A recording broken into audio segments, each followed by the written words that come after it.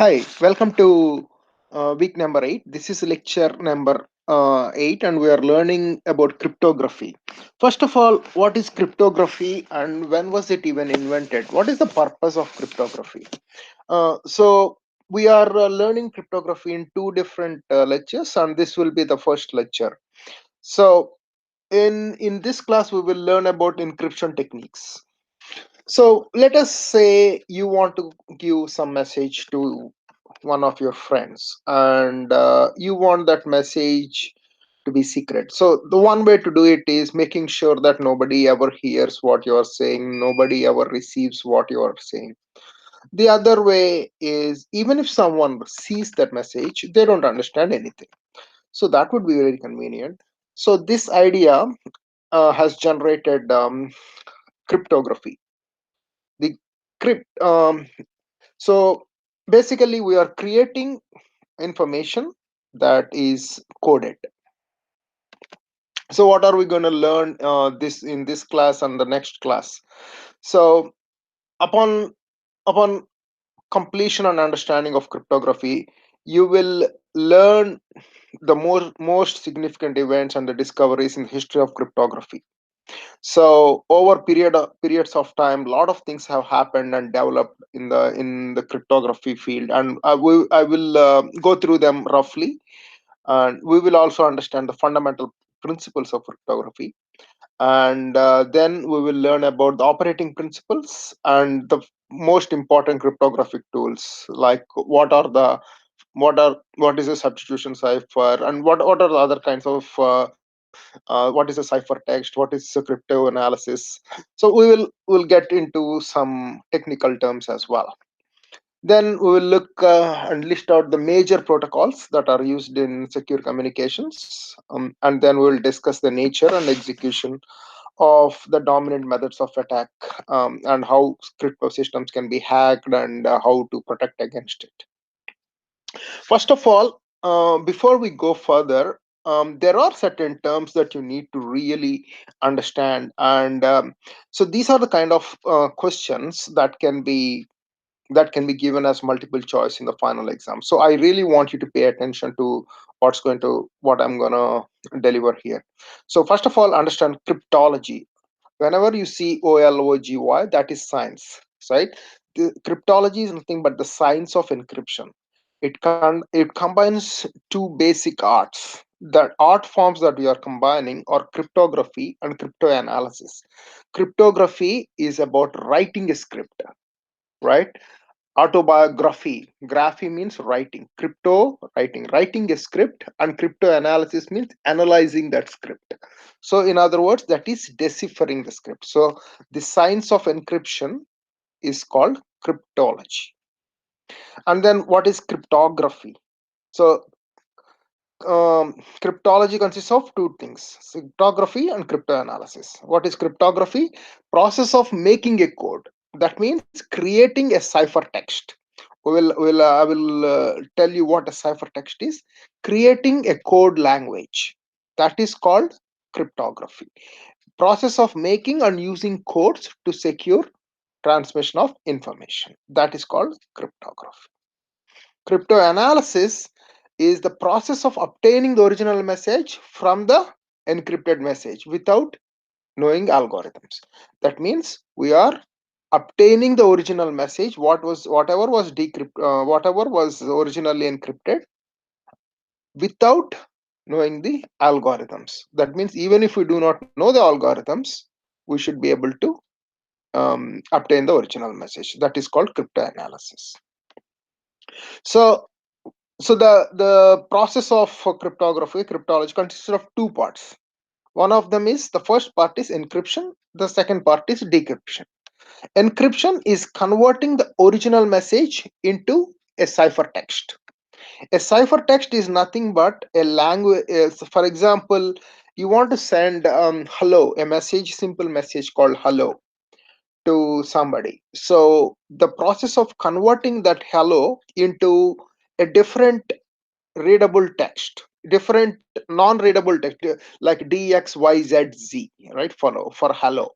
So that means it is converting the original message into an unreadable form, for unauthorized users. So if the other person does not know what is the key, he will not be able to get the information. That is called encryption. What is decryption? That is the reverse of it. The process of converting the ciphertext message, whatever that is in the unreadable form, into the plain text. That is called decryption. Encryption and decryption. So you guys need to really understand what is the difference between cryptology, cryptography, cryptanalysis, and then encryption and decryption. These are the kind of questions that you can expect as well, the individual basics. With these are the foundations of cryptography. So let's look at cryptology. Cryptology is it has been there for a very long time, really.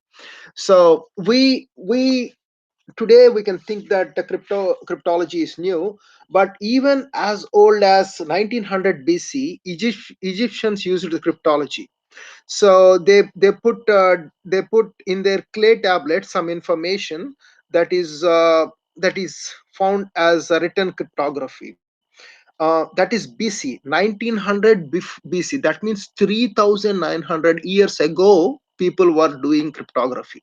So it is such an ancient foundation. Obviously, technology was not there, but still, Mesopotamians used in 1500 BC, and even 15 BC, Julius Caesar. See, he used a substitution cipher for military and government communications. There are throughout history, if you have seen the movie Imitation Game. So in the World War II, you against Germans, the British have plotted in World War II, and that was the first major machine called Enigma that was created, that was used to break down the military messages, that where the attacks are going to happen. That was the one of the biggest applications in the recent past. And even in 1978, some communications of ACM was created, and in 2000, Rigdal cipher was selected as advanced encryption standard. So there has been gradual progress throughout history about cryptology, and today we are looking at um, um, see, all popular web browsers today that we use, they use some kind of encryption features. So, and e-commerce applications, they so cryptology is a form of security that you can give to a message, because people who are if you are especially if you are transferring or transmitting financial data, the other person should not get that information. So most of the messages are usually encrypted when you are dealing with financial or military or healthcare operations. So let us see what the basic definitions of crypto encryption. What is encryption, and what are the fundamental definitions? So the mathematical formula that is used to convert an unencrypted message into an encrypted message. So that is called an algorithm. That means, if I have a message that is 24 characters long, I should be able to generate another message that is maybe 24 characters or even longer, based on an algorithm. That means, let us say, h in my word can be replaced by x, and o in my word can be replaced by z, and whatever. Like, so you can use whatever algorithm you can use, and you can convert the unencrypted message into a encrypted message. Then we'll look at a cipher. So the transformation of individual components of an unencrypted message into an encrypted message. Basically, a cipher is something that is the process of convert the transformation of individual components, bits, bytes, and whatever small elements of the unencrypted message into encrypted components. So, for example, a sentence consists of words. Each word can be converted into a particular, can be ciphered out. into different individual components. So the cipher text is what the output of that cipher is. So we use these algorithms to create that encrypted message. So the encrypted message, it's called a ciphertext or cryptogram. It is unreadable, or it is an encoded message which is created by the process of encryption. I guess that so far you have been following very clearly. Ciphertext is basically something that you won't, like a third person will not be able to read anything and understanding it, and that is what it is going to be transmitted. So what is a code? A code is the transformation of large components of an unencrypted message into encrypted components. So that is the code. So you can convert words or phrases into an unencrypted message, from the unencrypted message to an encrypted component. So that's called a code. A crypto system is the set of transformations, all the transformations that are necessary, right? All whatever is required, like to convert words into ciphertext, then sentence into the building the sentences, building commas, whatever is all that is required, whether it is a map detail, all the transformations that are necessary to convert the unencrypted message into an encrypted message or a ciphertext, that is called a crypto system. So let us go further into understanding what deciphering is. Deciphering means it is decrypting or converting the ciphertext into something that is again readable. Now you have now after the message is received to your friend, whenever you send a message, that message was received by your friend or your financial institution or your client, then he will use the key to break that message and convert it back into the original plain text. Encipher is to encrypt or convert a plain text into a ciphertext. It is the opposite. Enciphering means converting into encrypted message or a ciphertext, and the deciphering means the reverse of it. A key, so this is a very important thing. There are two kinds of keys, public keys and private keys. First of all, let us understand what a key is. The information used in conjunction with the algorithm to create a ciphertext from a plain text. That means what is the logic that I am using to go cipher my message. That means, am I replacing all the A's with B's and all the B's with C's and all the C's with D's? Well, that is called a substitution cipher. That's a basic cipher. So anybody who has some level of common sense will be able to look at the pattern and be able to decode or decrypt that cipher. So that is probably not a very safe encryption tool, but that is called the algorithm, or the information that is used along with the algorithm, that is called a key. A key space is a range of all the values that can be used to construct the individual key, obviously. So then we will look at what a link encryption is. So link encryption is a series of encryptions and decryptions between a number of systems. So here each node decrypts a message that it is sent and then encrypts it back using different keys and sends it to the neighbor until you reach the final destination. So that is called link encryption. You can encrypt a particular link. A plain text is the original unencrypted message. Obviously plain text is a very simple thing. You write some hello, how are you, that is called a plain text. That is original unencrypted message. So stenography is a process of hiding the messages in a picture or a graphic. So now you might have seen these kind of things in movies where there are a bunch of postcards or the coordinates where there is a bomb attack is going to happen.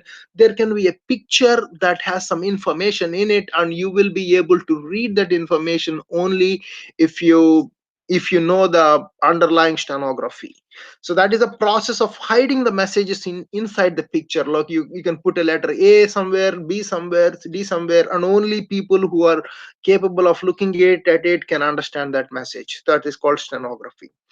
So work factor is basically the amount of effort that is required to crypto analyze a coded message. So that is also very important, because you don't want to spend too much time to secure a message when it is not really that important.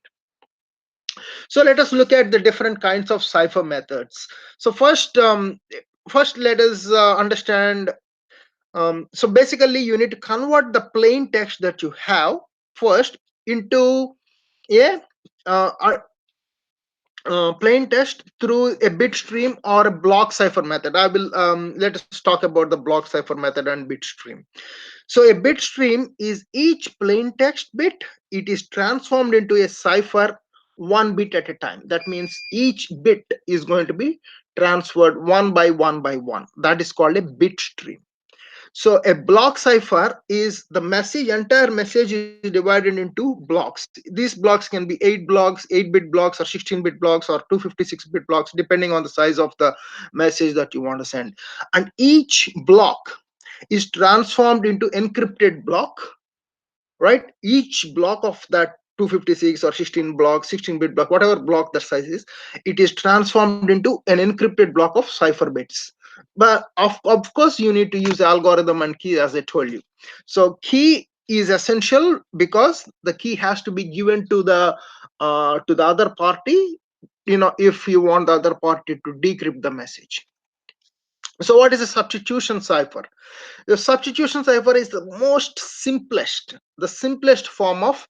So this is the kind of cipher that was used in the olden days, in the BC times, when there is absolutely no technology, no computers, no telecommunications, nothing. Even at that time, substitution cipher was used. So what is a substitution cipher? It's basically replacing one alphabet with another alphabet. That's it, right? For all the h's, I replace with hj, let us say.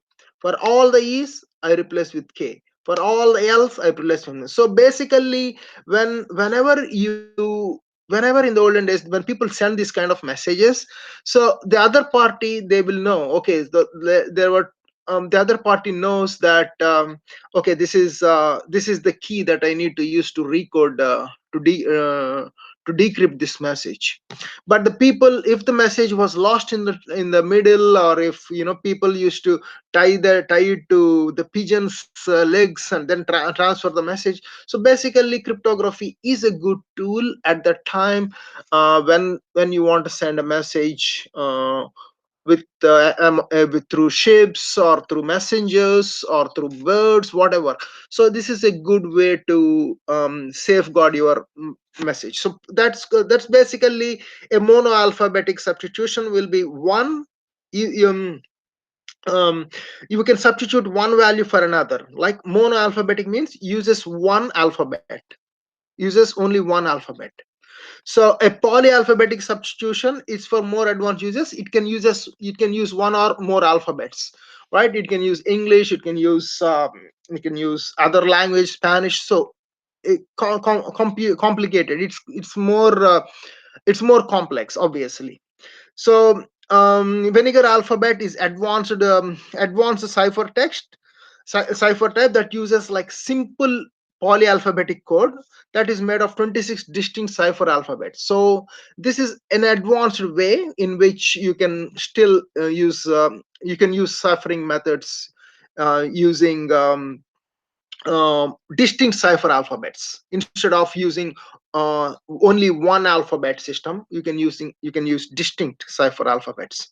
So this is a vinegar square. This is the kind of transformation that they can use. For example, you can see A can be replaced by B, or like so if you want to replace one alphabet, the replacement alphabet can be shown in the other line, and so on. So this is called a vinegar square. The next one is transposition cipher. Transposition cipher, it is easily understood, but if it is properly used, it produces a cipher text that is extremely difficult to decode. So primarily it rearranges a values within a block to create a ciphertext. That means, so we let us say a x y z d, so that can be shuffled up in a way, and it can form a um new block, right? It is just, it's a shuffling of each word, like let us say cream, cream, if that is a word in this, that can be camre, right? So basically the person who knows, he knows like the word, the letter 3 is in the place of letter 1, letter 2 is in letter place of letter 1, letter 5 is in letter place. Similarly words also, if one word is here, one word is there, so in the sentence letter 5 is in the word of letter 2, letter 2 is in the word of letter 3. So that is basically a transposition cipher. So it can be done at a very bit level, or at a byte level, or even at a character level, like at even at the basic word elements level.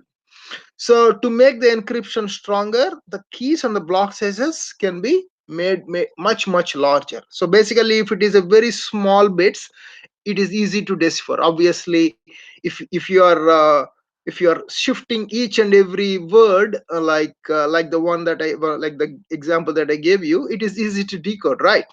But if it is larger one, of course it becomes harder. So the other one is XOR function. So it is a Boolean algebra. There are like here two bits are compared. If the two bits that are compared are identical, like basically I thought you know how an XOR gate functions. If two bits are identical, the result is 0. If two bits are non-identical, the result is 1. That means those two are clearly different. So basically a very simple symmetric cipher, XOR is a very symmetric cipher that is used in many applications where security is not like a fundamental requirement. So so let us say if the first bit is 0 and the second bit is 0, the result can be 0. That's how an XOR for example, if the first bit is 0, second bit is 1, right?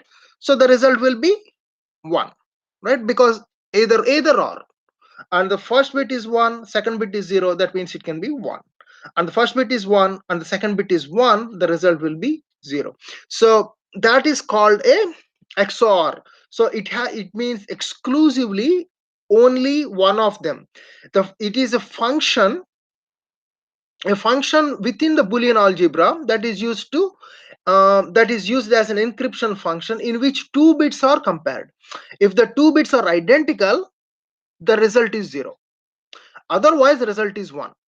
If the two bits are identical, means it is exactly 0. So basically you can have a message, and that message, like for example, you can use you can use different binary messages like 0011 001. That can be used in addition with 01001110. So you are creating two different keys in the two different messages using that XOR algorithm. So basically that's what I was telling you. So 0 and 0, obviously 0 and 0 are together the same, that means the result is 0. Similarly 1 and 1 are the same, the result is 0. 0 and 1 is 1, 1 and 0 is 1. So basically we are creating this XOR truth table in order for us to do the encryption. The other kind of cipher that is also used in the 21st century is Vernam cipher. A Vernam cipher, this is basically a cryptographic technique that is developed by AT&T and is known as like one-time pad. So this cipher, it primarily uses like a set of characters for encryption operations, but only one time, and then like after you use it, you have to discard it.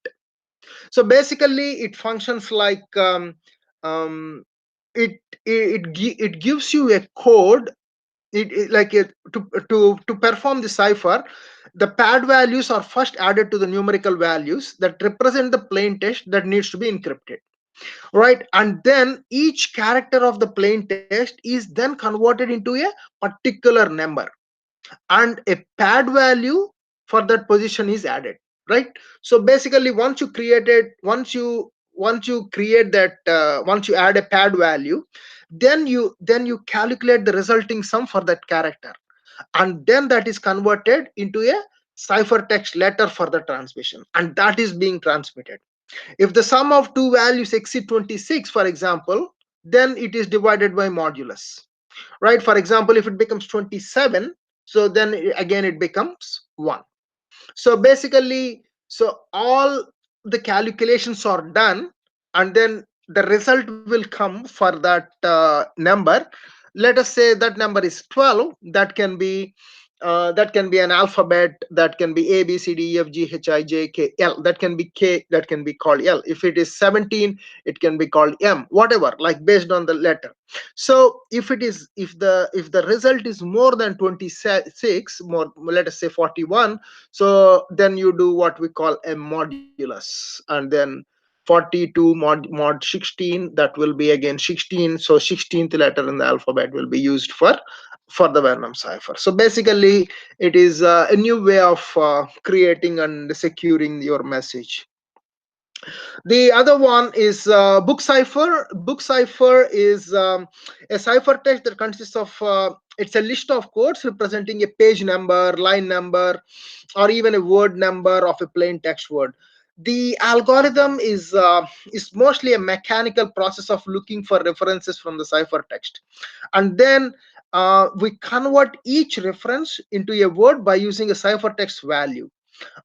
This is like this is like a bible, like you see in the movies where somebody give a reference to a number phone, like 3 3 14 11 13, and then they go to a bible and they open that verse and 314 and line and then page number and then look at the words and then decode it. So basically that is called a book cipher. Like they will use one book, right? And then you say three. So let us say you and I, we agree that we use this book to cipher.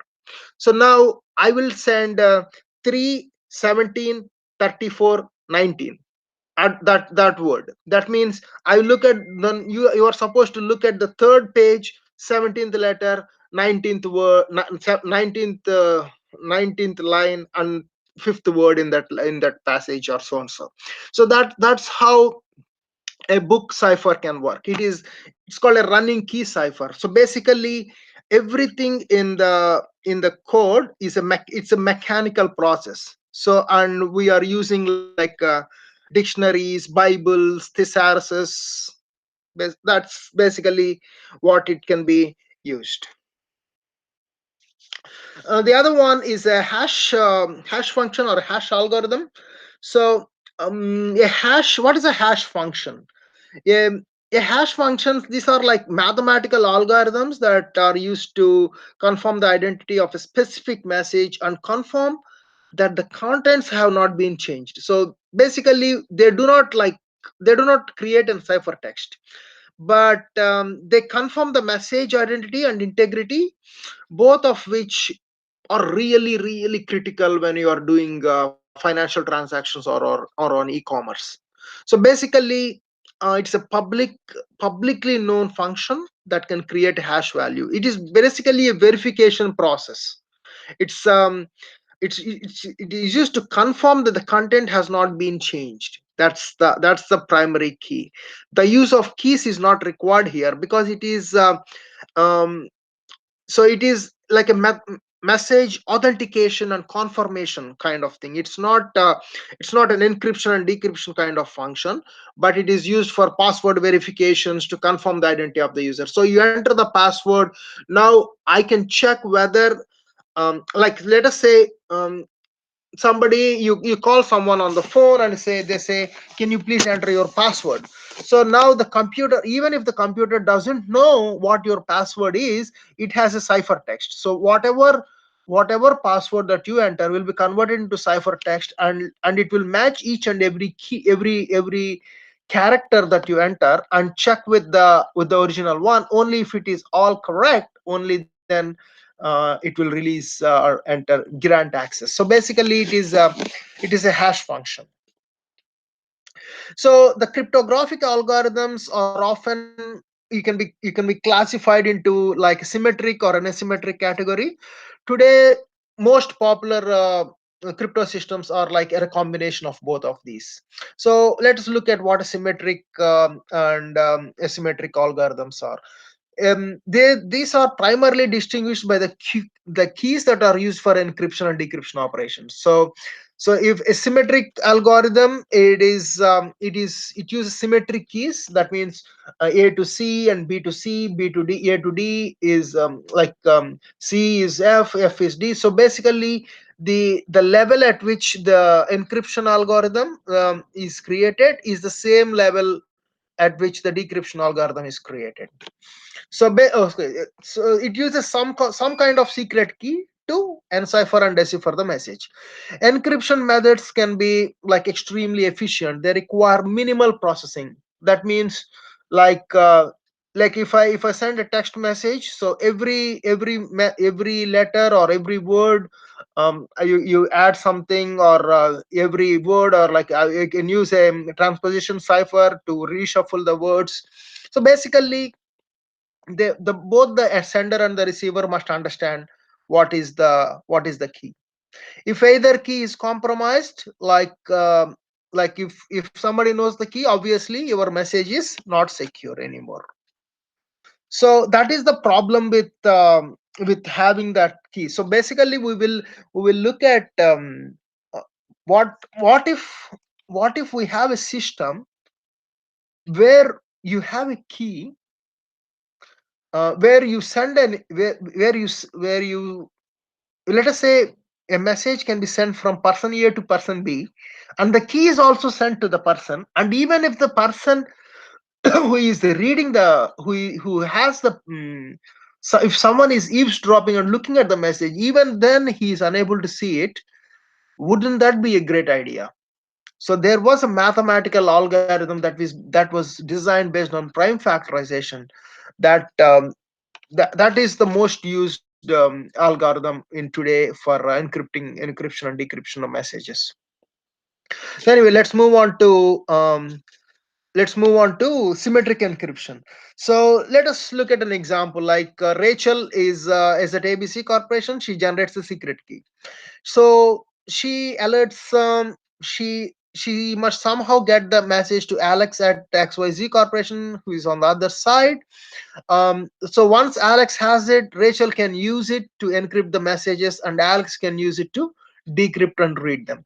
So basically, the secret key A encrypts the message. So basically, that message is not readable. The corresponding ciphertext, this is transmitted. So the deal is a go. Then the secret message is the key is used to decrypt the message. It is very, very, very basic, very simple, private transformation. Somebody get access to the key. That's it. That information is public. It's not secure anymore. That is basically a symmetric encryption. Very simple. Data encryption. One of the most popular symmetric encryption crypto systems is like a 64-bit block size. Like we don't need to get into the technical details of it.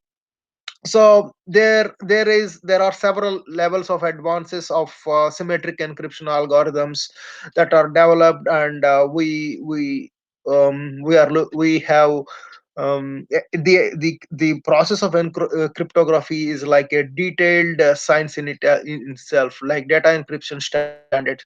So this is like a standard. One triple DES means three times. It is supposed to uh, the standard is three times more than the basic DES. So it's it's a standard that is basically it's a requirement that is there to replace the existing DES or 3DS. It's an advanced encryption standard. AES is like three times DES. So that is we completed symmetric algorithm, symmetric encryption. Now we'll look at the asymmetric encryption. This is the key.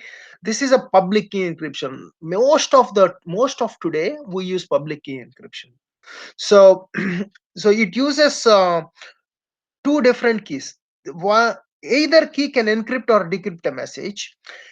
If key A encrypts a message, only key B can decrypt that message.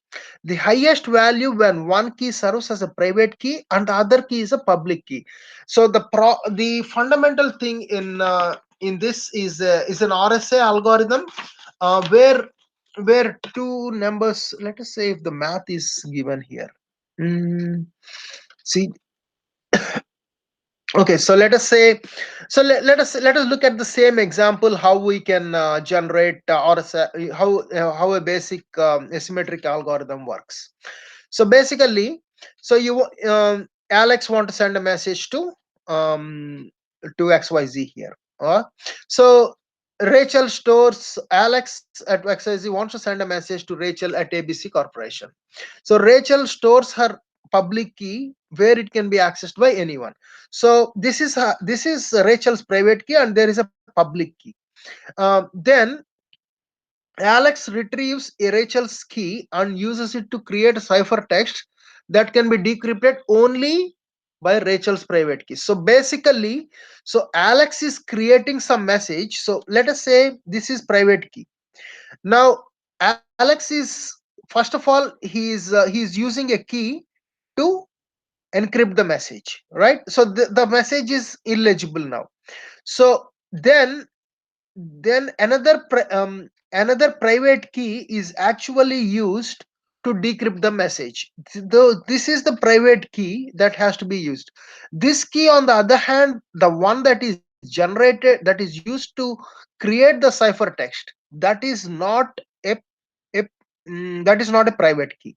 So it is that means even if this key is leaked out, right, even if someone else who's looking at it, he gets hold of this key, he still cannot read this message. He cannot read this message unless he has this key also. This is the key that will break the message, right? So this is called asymmetric algorithm. So this is primarily used, this is the most secure algorithm which uses a complex mathematical formulae called prime factorization. It depends on um, it depends on it's found like about 100 years ago, um, where you can do where you can take two prime factors, prime numbers, or multiply those prime numbers, and then modulus of that number by a modulus of that number of n can give you one. So basically it is an advanced algorithm that it's a mathematical formula that can that that can generate in one direction. It is easy to create the ciphertext, but it is very difficult to go from ciphertext back to the original message unless you have that private key. So basically it is considered to be the most secure algorithm till today, because people, even today, we are not very good with multiplication of prime numbers and so on. So when we are using ciphers, the size of the crypto variable or a key is absolutely important. The strength of the encryption application in the crypto systems is actually measured by that key size. For the crypto systems, security of the encrypted data is not dependent on the encrypting algorithm secret. Crypto system secrets primarily, the security primarily depends on keeping some or all the elements of the key a secret, right? It can be a public key, but there has to be an element of a private key that is a secret. That is how a crypto system security actually works.